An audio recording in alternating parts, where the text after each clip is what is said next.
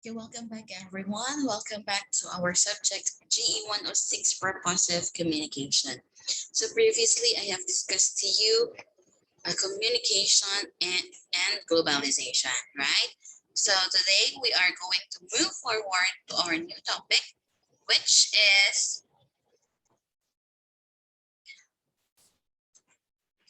about local and global communication and multicultural settings. So what would be our objectives in this lesson? So first one, we have to determine culturally appropriate terms, expressions, and images like sensitivity to gender, race, class, etc. And second, adopt cultural and intercultural awareness and sensitivity in communication of ideas. Now, before we proceed, I want you to do a self-check. Are you agree or disagree with these statements? So I want you to grab a pen and a notebook or any scratch paper will do, or your smartphones will do also. I just want you to write agree or disagree into the different statements that I am going to read to you. Okay, are you ready? Okay, first one. Just write agree if you agree to the statement and write disagree if you disagree to the statement. Okay? Number one, I am interested in interacting with people who are both like me and different from me. Again, I am interested in interacting with people who are both like me and different from me. Second, I am sensitive to the concerns of all minority and majority groups in our multicultural country. Again, I am sensitive to the concerns of all minority and majority groups in our multicultural country. Number three, I can sense when persons from other cultures seem not to understand me or get confused by my actions. Again, I can sense when persons from other cultures seem not to understand me or get confused by my actions. Number four, I have no fear communicating with persons from both minor and major cultural groups. I have no fear communicating with persons from both minor and major cultural groups. Number five, people from other cultures may get angry with cultural affiliates. People from other cultures may get angry with cultural affiliates. Number six, I deal with conflicts with people from other cultures depending on the situation and their cultural background. I deal with conflicts with people from other cultures depending on the situation and their cultural background. 7. My culture is inferior to other cultures. My culture is inferior to other cultures. And number 8, I can manage my behavior when dealing with people of different cultures. I can manage my behavior when dealing with people of different cultures. And last, I show respect to the diverse communication practice of other people. I show respect to the diverse communication of other people. Okay, let me go back, and for those who were not able to grab or for those who are not able to read earlier, okay, you can have for 3 seconds.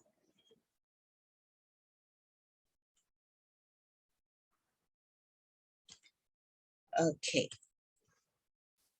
So with this test, it is like a self-check if you are already ready to become a global communicator. So if you have answered almost agree in these questions, meaning you are almost there. You are almost an effective global communicator. So let's proceed. Okay, so living in a globalized world, you encounter people with diverse cultural backgrounds. Such interactions occurs in social, educational, political, and commercial settings. Hence, in today's era of increased global communication for us, to enhance our intercultural awareness and competence. Intercultural competence is essential for us to live harmoniously despite of our differences. Now, we are now going to discuss about intercultural competence in communication because we are now in a globalized world, especially that we are under a pandemic. We are just often on our cell phones, on our laptops, on our gadgets. We see what is happening around the world. The war against Palestinians and Israelis, right? Do you think that is having war is an effective communication? The COVID-19 pandemic we are facing right now, they closed schools, closed universities where there is almost no face-to-face interaction between students and teachers, and they are just seeing each other digitally. We are now experiencing this one because of the pandemic, right? But communicating in a globalized world, it is already happening way before this pandemic had happened. It is just that we are now depending on the technology because we are avoiding face-to-face interaction so that we can avoid the deadly virus. Now, because of this, because we are exposed to the internet almost every day, we can see different types of people on the internet, on our social media. And we sometimes we like to comment on their posts, on their Instagram stories, and we need to become interculturally competent into communicating with them. So especially for you who are enrolled in international schools, for example, or you have foreign teachers in your different subjects, like in your foreign language subject, of course, you have to connect with them to become an interculturally competent communicator. Now, what is intercultural communication? So this refers to the interaction with people from diverse cultures. That is according to Jan 1998. So intercultural communication, I mean, is the interaction again with people from diverse cultures, meaning people who have different background from you. People have different tradition, beliefs, culture, attitudes from us or from you. They have different upbringing from you. Now, these are the forms of intercultural communication according to Jan 1998. We have interracial communication, interethnic communication, international communication, and intracultural communication. So the first one, the interracial communication, this is communicating with people from different races. Okay, races. When say races, this is ang imo nga lahi, imo nga rasa, right? So it's an interracial communication. You are talking, for example, you're talking from, I am a Filipino and I'm gonna talk to someone who is Japanese. That is already interracial communication. You're a Filipino, you're going to talk to somebody who is Indian, somebody who is Chinese. That is already interracial communication. Now, second is the interethnic communication. This is interacting with people of different ethnic origins. They have different ethnicities. So most these belong to the indigenous peoples that we have. For example, the Igorot is going to communicate to the Mangyan community, the Panay Bukidnon community, okay, the Panay Bukidnon community, that is already inter-ethnic communication. So they have different ethnicities, right? So but they are actually communicating. So that is inter-ethnic communication. Next is the international communication, that is communicating between representatives from different nations. So in international communication, this is the communication between representatives. For example, the Philippines president is going to talk to the president of China. That is international communication. Or here in international communication, we are talking about the representatives. Okay, these are the people who is representing our nation. So for example, in the Miss Universe, we have Miss Universe. Our representative is of course Miss Philippines, who is talking to the Miss Universe, who is talking to the Miss Mexico, talking to Miss Peru. That is already international communication. And next is the intracultural communication. This is interacting with members of the same racial or ethnic group or co-culture. So here in intracultural communication, this is communicating with people who are in the same race as you. Filipino to Filipino, Igorot to Igorot, Chinese to Chinese. Okay, so again, in the different forms of international communication, the interracial, interethnic, international, and intracultural communication. So here in the interracial, again, this is where different races of people are talking. Okay, me as a Filipino, I'm going to talk to a teacher, to a Japanese teacher. I'm going to talk to a Chinese teacher. I'm going to talk to an Indian teacher. Okay, I am going to talk to an American teacher. That is interracial communication. Interethnic communication, again, this is where our indigenous people come in.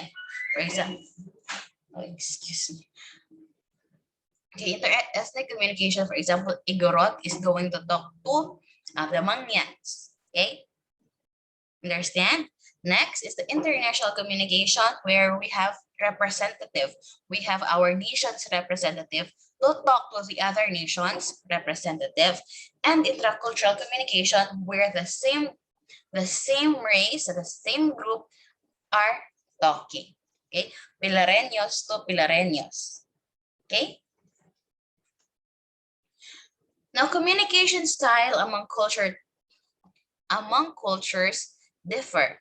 It may be high context or low context communication, according to Gamble and Gamble in 2008.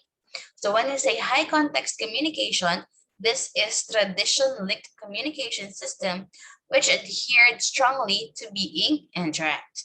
And when you say low context communication, this is a system that works on straightforward communication.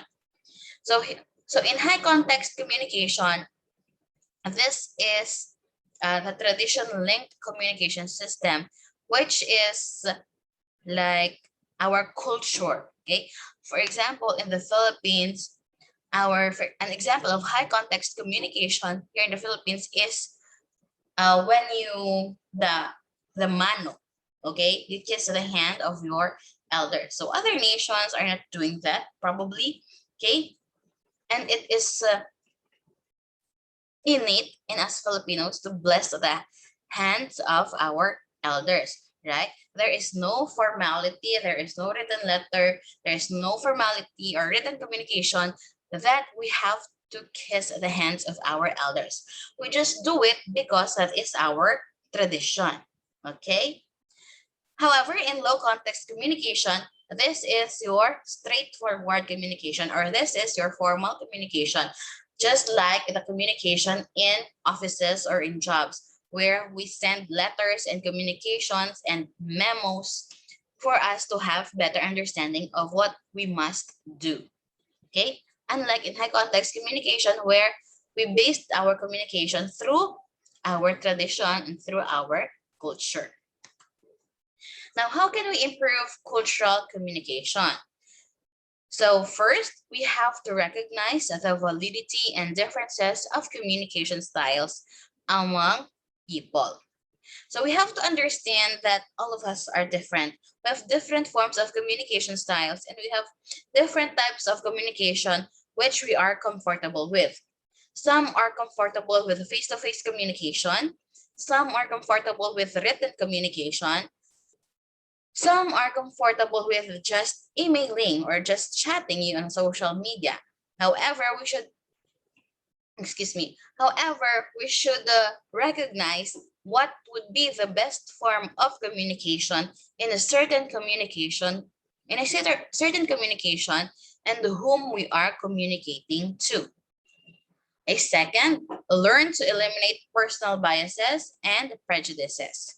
So in here, we have to be open-minded. We have to be accepting of other people, accepting who they are, of their religion, where they came from, their socioeconomic status, their sexual orientation. We have to be accepting of who they are and judge them according to that. Okay? And of course, a third, strive to acquire communication skills necessary in a multicultural world. So if you need to attend seminars or webinars, you need to workshops, to attend trainings and workshops in order for you to improve your communication skills and to be able to communicate multiculturally, then do it. Enroll in that seminar, attend that webinar, do a workshop on yourself. Okay?